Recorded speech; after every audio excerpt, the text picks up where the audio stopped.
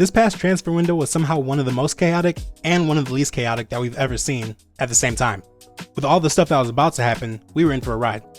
Another one of Europe's top players was looking to make a move to North America, and there was going to be a huge domino effect to follow that. Rise was going to go to version 1, which would have sent Calm to Optic, and Magic Bear to somebody. But instead, Rise went to Oxygen, which means that none of those other moves happened. And after everything was settled, we only had 2 teams in the top 10 of Europe and 1 team in the top 10 of North America that actually made a roster move. But we're not here to talk about what could have been, because there are still some pretty interesting changes that we have to talk about. I'm going to use my usual system of looking at the roster move and then giving it a grade based off of how I think they did. But this time I'm going to do it a little different. In the past, I would account for a team scenario, and if I thought that they made the best move they could in a bad situation, I would give them a good grade. But I'm not going to do that this time. Instead, I'm only going to look at the skill level of the players involved and the potential fit with the new player on the roster. If I think the team got better, I'll give them a good grade, and if they got worse, I'll give them a bad one. I might adjust the grade a tiny bit depending on the situation, but not nearly as much as I would before. I was giving out way too many A's the last few times I made these videos, so this time I'm going to spice it up a little bit. Alright, let's get into it. For the second straight transfer window, Moist is stuck in the really tough position of being forced to make a roster change after one of their players chose to leave, despite the success the team had seen to that point. Buttery left before the start of the season, even after Moist won the Spring Major and finished in the top 8 of the World Championship. Now Rise has left them, despite the team coming second in the Fall Major, and they again had to look for a replacement. But it seems like Moist have come up with a pretty consistent strategy for replacing these players. Whenever somebody leaves, they pick up the most mechanical player they can find, and then they just try to figure out the rest from there. It worked out for them when they picked up Astral. Well, it eventually worked out, because they did start off with some defensive hiccups that you could honestly see coming from a mile away, but they did eventually fix those issues, with Astral especially looking like a completely different player towards the end of the major. And by the end of the split, they're near the top of the standings in Europe. Now they're in a bit of a tougher spot after Rise's departure, because with so few teams in Europe making roster swaps, there weren't many players that they could choose from. But even with the limited options available, I still think they found a pretty mechanical player, picking up Juicy off of Heat's roster. A lot of you may know about Juicy because of the recent showings that he's had in 1v1 show matches, where he's shown off some of the solid mechanics that he has that are basically a requirement for being a competitive 1v1 player. But while he may be really solid in that game mode, it's kinda hard to judge exactly how good he is in 3s. The stats tell you almost nothing, because Heat were one of the worst teams in Europe last split. And when you play for one of the worst teams, you end up spending most of your time on defense, because the opponents create way more chances and they force you to stay back there. That means the stats will also show them to be really defensive players, instead of accurately showing what their preferred playstyle is, or at least what it would be in an ideal situation. And that was the case for Heat as well. So to get a clearer picture of how Juicy will fit into this new team, we'll have to rely on the eye test more than anything else. And based off of that, he actually looked a little better than I expected him to. He was playing a lot of defense, but he was doing it pretty well, making some good last second saves, and making a lot of really good decisions when he was the last man back on defense. Like you have this shot when he made a really tough read to clear the ball and make sure that Moist couldn't follow up too quickly, giving his teammates time to rotate back into net and save the follow-up shot. Or in this play just 40 seconds later, where he flips out of a challenge when he sees Astral hasn't beat to it, and then he gets the save on the shot, despite Astral going for a bump after his flip reset. If Juicy comes into the roster and plays as their primary defender, giving Astral and Joyo more freedom on offense to do whatever they want, this move could end up working out pretty well for them. But even in the best case scenario, I don't think that Juicy will come close to how good Rise was for this team, and Moist are probably going to struggle to make the major because of that. Maybe after they get a little bit of time to mesh with Juicy, they might be able to work their way back into major contention. But for now, I'll give this move a C. This move is without a doubt the biggest wildcard of the entire transfer window. Evoh is one of the most anticipated rookies heading into the season when he joined XSET, because everybody knew how talented he was, and they were excited to see that talent finally shine in the RLCS. But after a really rough showing from Evoh and XSET as a whole during the qualifier stage of the first regional, Evoh and XSET went their separate ways, and his first stint in the RLCS was over just as quickly as it had started. But now his second chance is coming at Dignitas alongside Andy and Drees, and I think that this team will give him a great chance to shine and let him start working his way towards being the star player that we all expected him to be. I think Dig also made the right move in replacing Delta too, because this transfer immediately increases the talent level of the team. Delta is a really solid player who's worthy of being on an RLCS roster, and the fact that he's been able to hang around the RLCS for the past couple years now is a testament to that fact.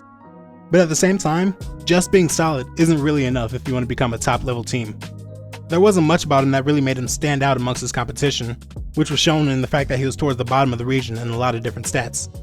A player like Delta raises the floor of the team that he's on and ensures that they have a chance of being respectable, but a player like Evoh can raise the team's ceiling and potentially give them a chance at competing with the region's best.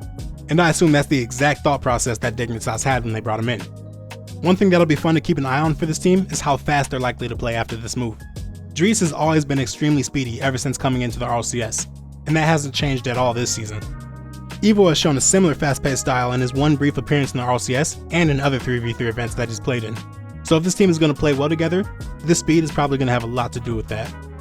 But with that said, this is probably the roster move that I'm most nervous about giving a grade to, because there's a lot of variance in how it could go. I think they'll end up doing pretty well, but a lot of people thought that when he went to XSET too, and we already know how that played out. But at the end of the day, I can't see them bringing in Evoh for Delta and not becoming a much better team because of it. So, I'll give this move a B+. This one's going to be quick, because there's nothing to dislike about it. Rawaz and Clears came into the season expecting to play with another young Middle Eastern superstar in Naupo, but after he was banned right before the start of the season, they had to find a replacement in Hntr at the last second. And even with this last second adjustment to the roster, they still came within one series of making it to the major. But they came up short in the grand finals of the 3rd regional, against Team Falcons, of course. The good news is that their 2-star players were just as good as everyone expected them to be. Both Rawaz and Clears were in the top 3 in stat rating and in goals per game during the fall split. But the coolest part about the twins is that they have very different playstyles that complement each other perfectly. Rawaz was 4th in saves, and he had the 3rd most time spent as the farthest back on the field, on top of having the 9th farthest average distance from the ball. And on the other side, Clears was 3rd in assists per game and was in the top 20 for closest average distance to the ball. And he was also 4th in time spent as farthest forward on the field, in addition to being 1st in time spent in the offensive 3rd, beating out even Ahmad in that stat, which isn't easy to do. So Rawaz was much more defensive and conservative with his positioning, but he was always there when they needed him to take a shot. Clears, on the other hand, was much more aggressive, spending more time on offense and more time on the ball. The fact that they're both extremely talented is enough to have them contend for major spots in the region. But then when you add the fact that their playstyles complement each other so well, to the point that they never get in each other's way, and they help bring out the best in one another, that's when you realize how scary they actually are. You can slot in pretty much any other player you want on this team, and they'll probably fit in with no issue. Like, you'd need to have a really crazy playstyle to ruin the chemistry that the twins have. Now, Hntr was pretty good. He hadn't had any really noteworthy placements or stood out in any way before joining this team, so in all honesty, he was kinda just another guy. But now, they're replacing that guy with Mawson, who has been one of the better players in the region ever since they started playing in RLCS. And he has recently been carrying the load on offense for Twisted Minds, who are currently tied for 4th in the Middle Eastern rankings. So taking a really talented player like him, and putting him on the team with the twins, is a nightmare for everybody else in the region, including Team Falcons. So yeah, A+, easily. And I'm looking forward to seeing them play in the Winter Major. I'm a little conflicted about this move. I'm disappointed that it came to this, because Pioneers are a good team, and they have been for a while now. But at the same time, I understand why they wanted to make a change. Looking at the calendar year 2022, Pioneers were without a doubt the most consistent team in OCE. They're the only team in that region to make it to all 4 LANs during that year, and they had 3 regional wins during that year too. So there's a lot of good stuff going on for them. But at those 4 LAN appearances, they only managed to win 3 total series. One of those wins came against BDS in the Spring Major, who were, let's say, out of form, even though that doesn't come close to describing just how bad BDS played in that event. And the 2 other wins came in the wildcard stage of the World Championship, where they were eliminated before the group stage. So they haven't really had much success on LAN, and I'm willing to bet that's the main reason why this team was so set on making a roster change. But I think the biggest problem with them making a change is that there's no player that they could have picked up that would have been an improvement over any of the players that they already had. Scrub, Banana Head, and Super Lucky are all among the best players that OCE has to offer. And unless they're able to take someone like Amphis or Fever away from Power, pretty much anybody else they could have gone for would have either been a wash or a downgrade. But that didn't stop them from trying, and they picked up the youngster Hntr to replace Super Lucky, who I honestly thought was their best player. Also with his move, one of the youngest teams in the world somehow gets even younger. I'm not too sure what the specific goal of this roster change is. Lucky was the team's leading scorer, and the 3rd highest scorer in the region, on top of being 2nd in assists in the region, tied with Banana Head. So that's a lot of production that they'll need to replace in the winter split. Plus, the Pioneers are known for having a really fast and aggressive playstyle, with all 3 of their players usually being in the top 10 for fastest average speed. But this season, Lostt was the only one on Pioneers to be in the top 10 for that stat, and he barely managed that, sitting at exactly 10th place. While I personally thought that Lostt was their best player, there are a lot of days where you could really go either way, because these guys are all pretty close to each other in skill level. So I would have been pretty upset with any of them getting kicked, but I think kicking Lostt is the worst case scenario for sure. In fairness, Hntr does seem like he's a really good player. He helped his team make it to the top 8 in all 3 OCE regionals in the fall, and they even made it to the grand finals in the first regional, eventually losing to Pioneers. But even with that in mind, I still haven't seen enough out of him individually to think that he'll be an upgrade over Super Lostt. Maybe playing with 2 other great players in Scrub and Banana Head will help elevate him to that level, but I'm pretty skeptical about it. So I'm going to give this move a C. Minus. Yeah. And I also want to mention that the door is now wide open for Ground Zero to sneak their way into the major after they picked up Fiber. So be on the lookout for them in OCE this split. There was a conversation on the Rocket League Esports subreddit about a couple weeks ago where people were talking about who they thought was the biggest bust in the RLCS. And I was absolutely heartbroken when I saw how many people were bringing up Aqua in that conversation. I get that the lack of team success he's had so far in his career is disappointing with how much hype he had when he first started.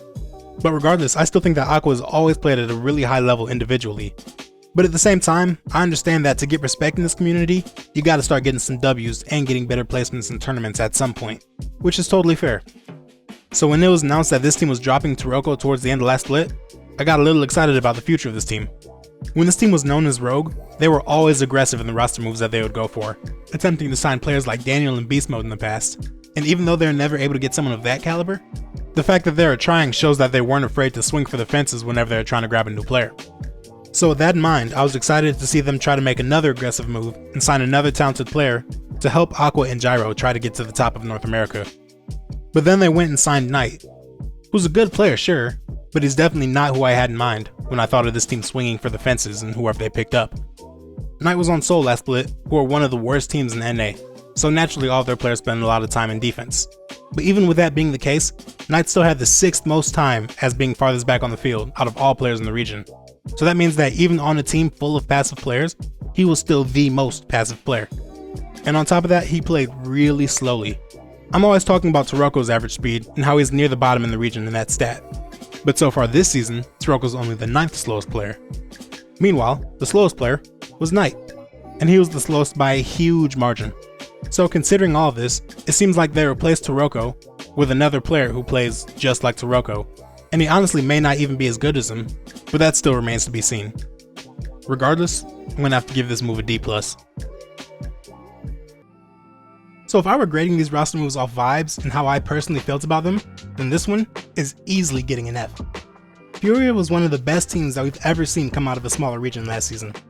And after one disappointing split in a much more competitive region following their move to NA, they decided that it's time for a roster change. If you're going to put your players through the process of moving to a whole new continent just to play Rocket League, then I would hope that they would give them more than 2 months to try to gain their footing in their new surroundings before giving one of them the boot. But Furia obviously didn't agree, and instead of sticking together, they brought in the South American star, Lostt, to replace the South American legend, Kaio. And as much as I don't like the decision to make a change, I have to admit that the potential fit with Lostt on the team now makes a lot of sense.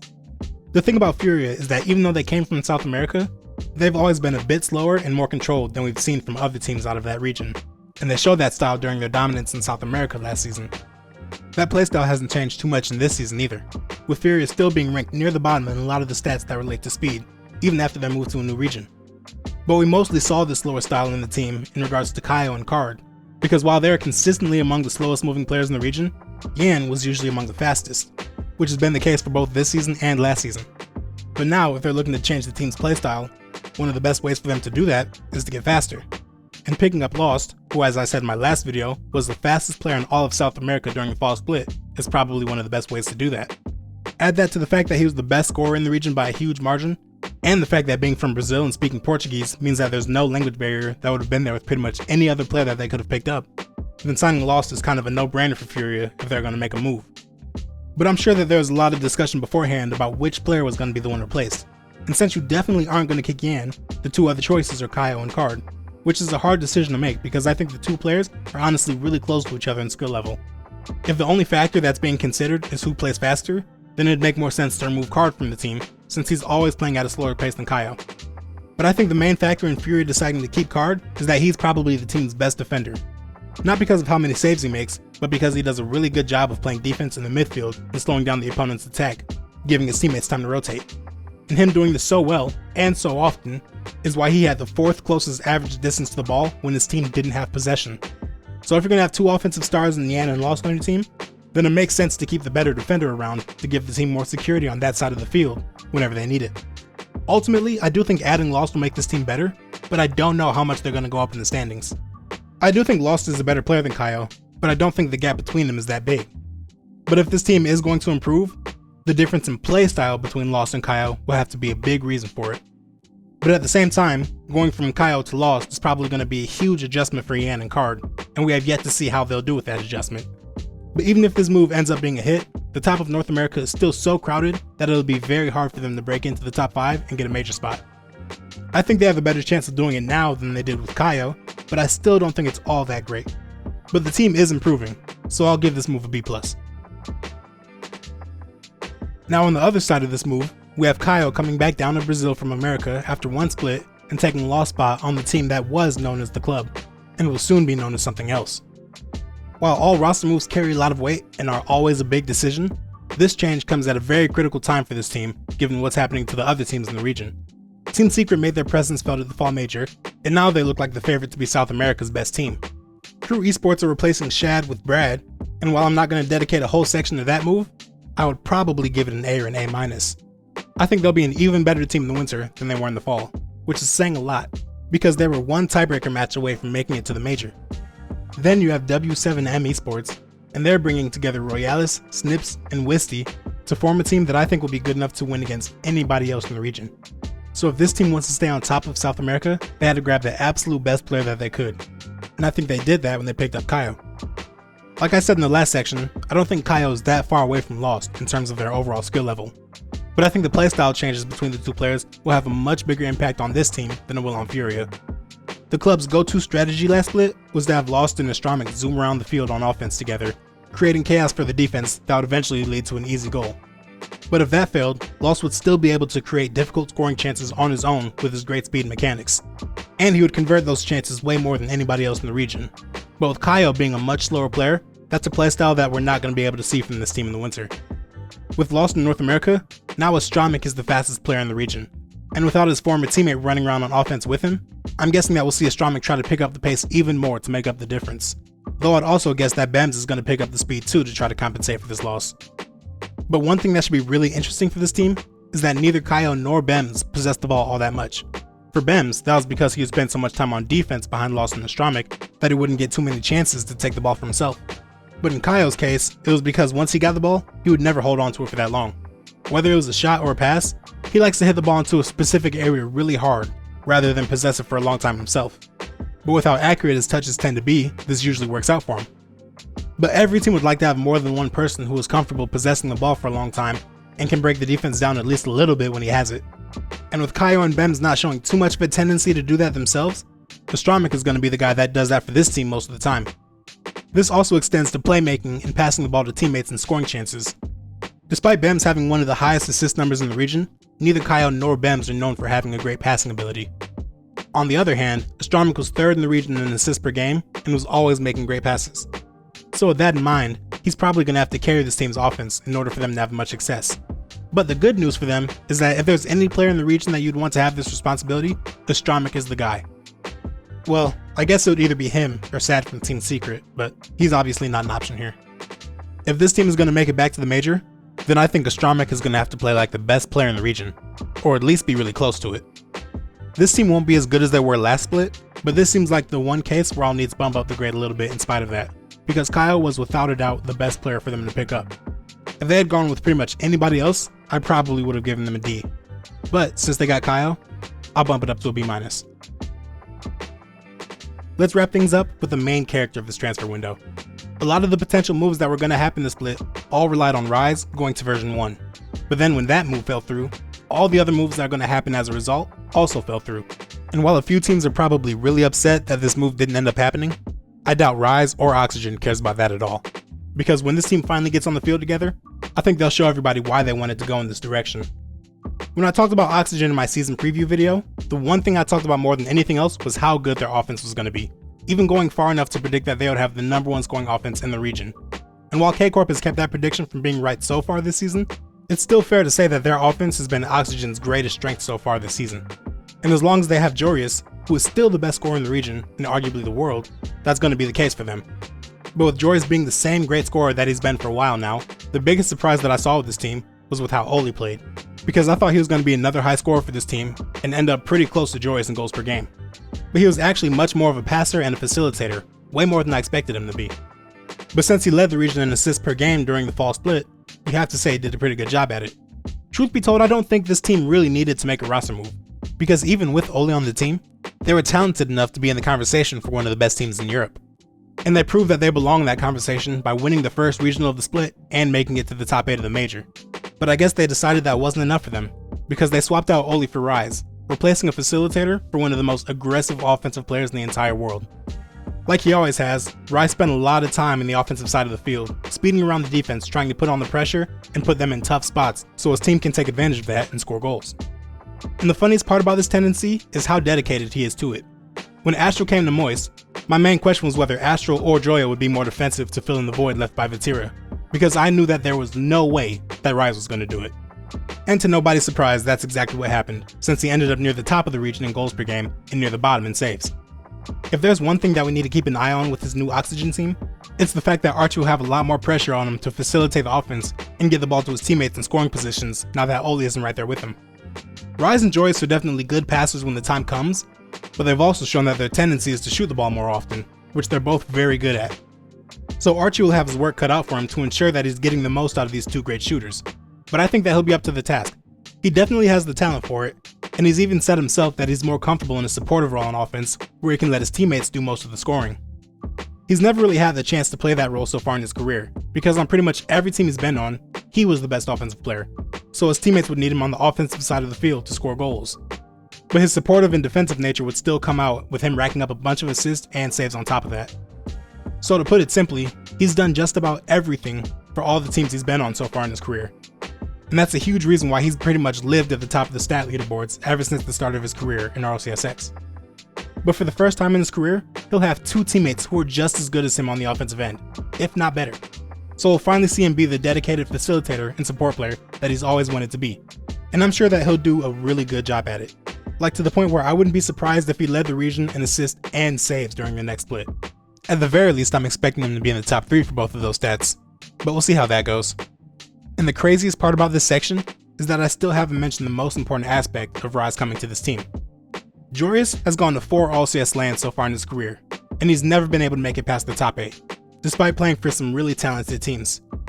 Archie has also been to 4 lands, and he's seen a bit more success, making it to a top 4 and a top 8, but he's also at 2 other lands where his team didn't win a single series. Rise is basically the complete opposite of this, because in his 4 LAN appearances, his worst showing was making it to the top 8 in the World Championship. And in the other 3, his team made it all the way to the Grand Finals each time, including their victory in the Spring Major last season. Rise is already in discussions as one of the best LAN performers of all time, and he deserves to be in that conversation, because he's one of the only players that I've seen that actually plays better against the tougher competition at LAN than he does in online regionals. He's a certified LAN boy, and with him on the roster, Oxygen will be ready to make some noise at the next 2 majors and at the World Championship. Even with how good of a player Oli is, I don't see many downsides when I look at this move, and I think the potential for this team is sky high. So of course, I have to give this move an A. Alright, it's about time to wrap it up. There are a few more teams that I think are worth mentioning, but they don't really deserve a whole section, so I want to put their grades on the screen right now. If you have any questions about these grades, either leave a comment or join my Discord and ask me there. And yeah, that'll do it. And as always, thanks for watching.